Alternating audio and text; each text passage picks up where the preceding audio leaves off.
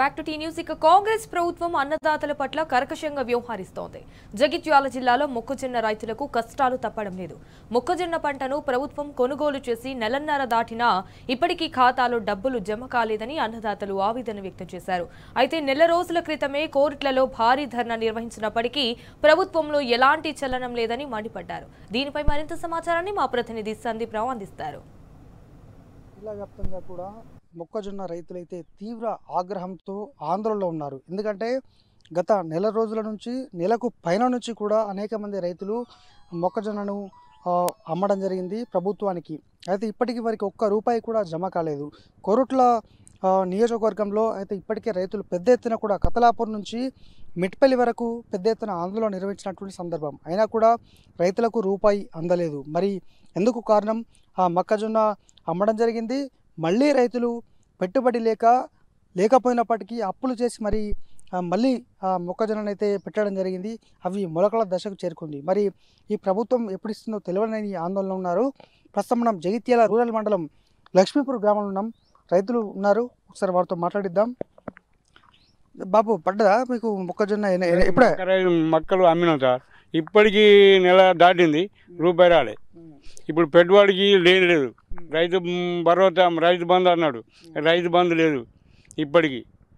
మీరు ఎన్ని రోజుల మొక్కలు నెల దాటింది సార్, నెల దాటిపోయింది. ఇప్పటికి రూపాయి లేదు. పెట్టుబడి పెడదాం పైసలు రూపాయి లేదు. ఇప్పటికి మొక్కలు వేసినాం.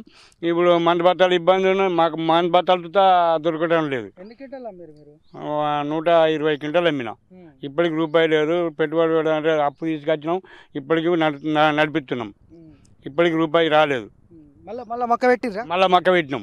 మంద బత్తాలు ఎత్తామంటే మంద బత్తాలు దొరుకుతలేవు. మంద బత్తాలతో తిప్పలు అవుతుంది. ఈ ఆడి అప్పులు తీసుకొచ్చి యువతం నడిపిస్తున్నాం సార్. ఇప్పటికి పెట్టుబడి లేదు, మన లేదు.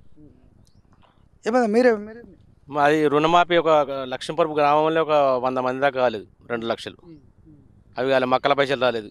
ఒరిజినల్ కాంగ్రెస్ పార్టీ అయినా మాకే రాదు. ఒరిజినల్ కాంగ్రెస్ వాళ్ళకే రాలేదు. మా 102 క్వింటాలు.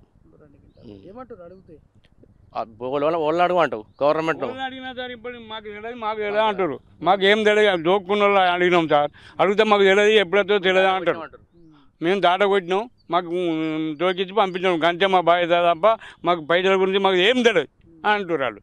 ఇక ఎవరి దగ్గరకోమంటావు, ఏ అధికారుల దగ్గరకోమంటావు, ఏ ఎమ్మెల్యే దగ్గరకోమంటావు, మీ ఎక్కడ చదవమంటారు, ఏం చేయమంటారు.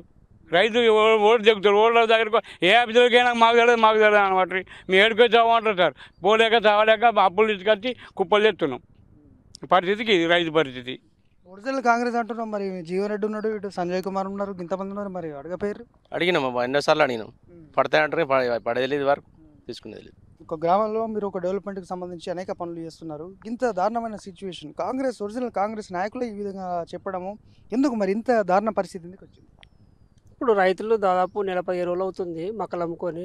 వాళ్ళు పాపం ప్రతిరోజు ఎవరికైతే జోకిచ్చారో వాళ్ళ దగ్గర పోతున్నారు, అడిగితే ఎవరి నుండి రెస్పాన్స్ రావట్లేదు. ఇక రైతులకు కూడా అసలు ఏం అర్థం కావట్లేదు. ఇప్పుడు పెట్టుబడికైతే అక్కడనో ఇక్కడో అప్పులు తీసుకొచ్చి పెడుతున్నారు. ఎందుకంటే అది వచ్చిన రాకపోయినా పంట పండించుకోవాలి కాబట్టి మళ్ళీ పంటకు రెడీ అవుతున్నారు. ఇప్పుడు ఆల్రెడీ మళ్ళీ మొక్కజొన్న వేసారు. మొక్కజొన్న కూడా దాదాపు 15 రోజులు 20 రోజులు అవుతుంది. ఇప్పుడు దానికి పెట్టుబడి కావాలి, మందు బస్తాలు కావాలి, ఇవన్నీ కావాలి. వాటికి డబ్బులు లేవు.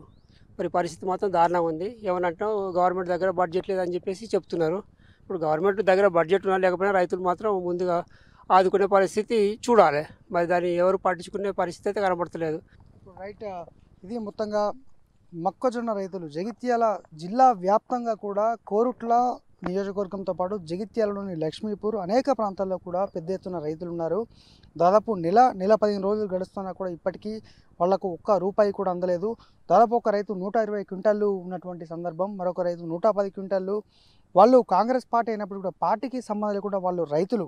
మరి ఇప్పటికైనా తమకు న్యాయం చేయాలి, తమకు డబ్బులు అందజేయాలని కూడా కోరుతున్నారు. కొనుగోలు చేయని పక్షంలో ఈ మొక్కజొన్న రైతులు మరొక్కసారి తిరగబడి కాంగ్రెస్ సర్కార్ పైన పూర్తి స్థాయిలో ఆగ్రహం వ్యక్తం చేస్తూ ఇటు ఎలక్షన్ సందర్భంగా నిలదీసే అవకాశం అయితే ఖచ్చితంగా ఉంది. నిలదీస్తామని కూడా చెప్తున్నటువంటి సందర్భం.